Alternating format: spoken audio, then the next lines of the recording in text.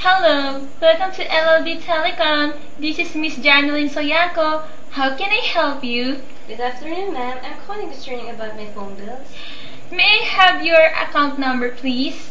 It's 205-7655. I will repeat it, ma'am. 205-7655. Am I right, ma'am? Yes, you're right, ma'am. Thank you.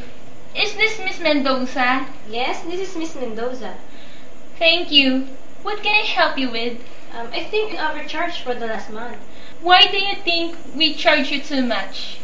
Because that bill of the current month is higher than the bill of the last month. I'm sorry to hear that. Let me ask you questions. How do you usually pay for your phone bill? I usually pay about 300 pesos per month. Thank you. And how much did we charge on this bill? 10 pesos. I can't understand why. Yes, Miss Mendoza. Was your usage different in any way? No, it was an average month. I'm sorry. There certainly seems to be a mistake. That's okay, ma'am. I'm happy you agree with me. I'll contact a service representative to come out and check your balance.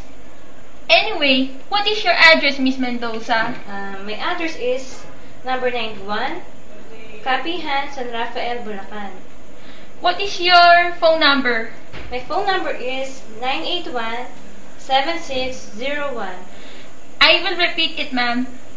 981-7601. Is this correct? Yes, ma'am. I'm terribly sorry about the misunderstandings. Well, do our best to change this as quickly as possible. Thank you for your help, ma'am, in clearing this up. You're welcome, ma'am. Just call anytime. Bye. Bye. Kayo naman.